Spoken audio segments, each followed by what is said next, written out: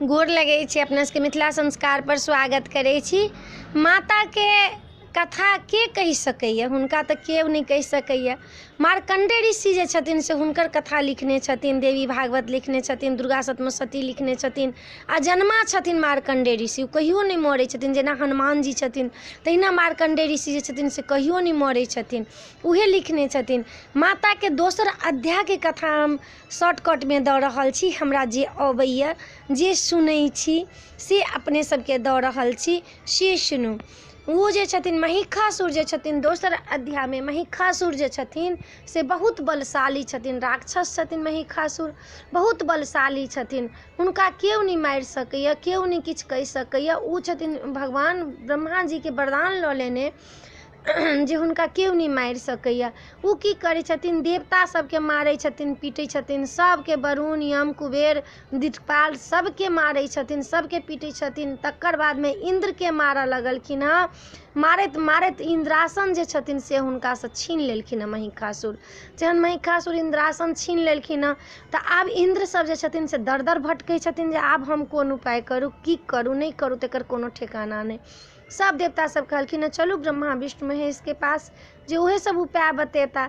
गेलखिन हँ ब्रह्मा विष्णु महेश, बैसल छथिन, कहे विनती करऽ लगलखिन हँ कि हे प्रभु, हे नाथ, हे हरि विष्णु, अपने सब हमरा की करै छी। महिषासुर एते बलवान भऽ गेल राक्षस जे ओकरा केओ नहीं मारि सकैया।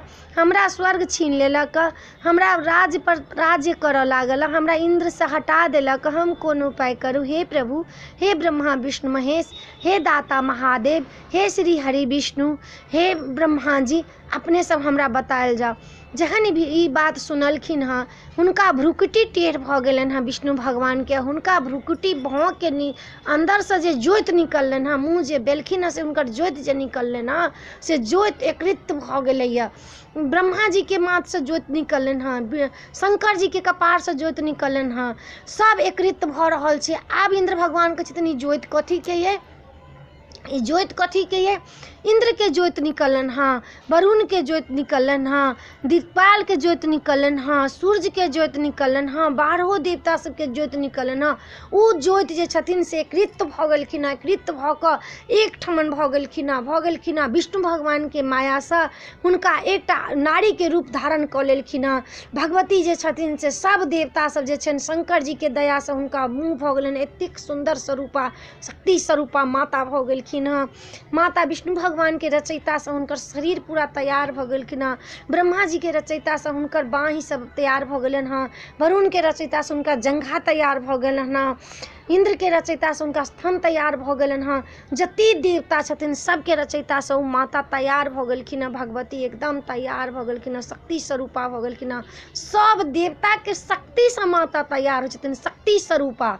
सब देवता के शक्ति लागल छनि, तखन माता अवतार लेलखिन हँ। आब हिनका श्रृंगार करऽ के लेल जे छथिन से दक्ष प्रजापति जे छथिन से अपन जते गहना गुड़िया छनि से दै छथिन। ई जे छै समुद्र जे छथिन से मोती के माला दऽ रहल छथिन। धर्मराज जे छथिन से दंड दऽ रहल छथिन अपन। शंकर भगवान शेष नाग दऽ रहल छथिन। विष्णु भगवान चक्र दऽ रहल छथिन। ब्रह्मा जी कमंडल दऽ रहल छथिन अपन। हुनकर अस्त्र शस्त्र जे छनि से सबटा भऽ गेलखिन हँ। सैकड़ों भुजा हुनका भऽ गेलनि हँ देह में, सैकड़ों हाथ छनि हुनका, सब हाथ में अस्त्र शस्त्र भरल छनि। केओ हुनका गदा दऽ रहल छथिन, इंद्र वज्र दऽ रहल छथिन, ऐरावत दऽ रहल छथिन। सब माता सब जे छथिन से केओ किछु कोनो गहना दै छनि, केओ पायल दै छथिन, केओ पैजेब दै छथिन, केओ बिछिया दऽ रहल छथिन, केओ गला के हार दऽ रहल छथिन, केओ कान के कुंडल दऽ रहल छथिन, केओ नथिया दऽ रहल छथिन, केओ टीका दऽ रहल छथिन। सब देवता सब गहना से हुनका सुशोभित कऽ देलखिन हँ। केओ चुंदरी दऽ रहल छथिन, लाल चुंदरी दऽ रहल छथिन, केओ लहंगा माता के दऽ रहल छथिन, केओ हुनका पैर में रंग लगबै छथिन, केओ हाथ में मेहंदी लगबै छथिन। 16 श्रृंगार से माता के तैयार कऽ देलखिन हँ। भगवती जहन अपन तैयार भऽ गेलखिन हँ तऽ सब देवता अपन अपन शस्त्र देलखिन हँ, अपन अपन गहना देलखिन हँ। एकदम सब माता तैयार भऽ गेलखिन हँ। शक्ति स्वरूपा शेरा वाली मैया एकदम तैयार भऽ गेलखिन हँ। आब कहलखिन हँ हिनकर जे छनि से वाहन की हेतनि, एहन वाहन होबऽ के चाही जे खाएन, राक्षस सबके खाए, माता युद्ध करथिन हँ संग संग राक्षस सबके खाए। ब्रह्मा जी के कहलखिन हँ ब्रह्मा जी अपने देखल जाओ, अपने के जे सृष्टि में एहन कोनो ताहिसँ हिनकर जे छनि से वाहन छनि, कहलखिन हाँ शेर छनि जे मनुष्य खाइ छै, ओ राक्षसके खाइ छै। शेरके सवारी, शेरके आमंत्रित केलखिन हँ, माताके शेरके सवारी केलखिन हँ। आहा केहन रूप माताके लगैत हेतनि, केहन छवि लगैत हेतनि माताके, शक्ति स्वरूपा माताके वर्णन करू। माता केहन तैयार भेलखिन होइत, कतेक नीक लगैत हेथिन। कहिया माताके दर्शन करबै, माता जगदम्बाके, माता जगजननीके कहिया दर्शन हम करबनि, शेरा वाली मैयाके कहिया दर्शन हम करबनि, केहन लगैत हेथिन। माता तैयार भऽ गेलखिन हँ। आब शंख देलखिन हँ, एकटा देवता शंख देलखिन हँ, शंखके ध्वनि गरजि रहल अइ। महिषासुरके पता चलल कि बाप रे, हिमालय पर के एकरे ज्योति जरि रहल अइ, प्रज्वलित भऽ रहल अइ। हुनका एकदमसँ प्रकाशमय भऽ गेल छनि पूरा हिमालय।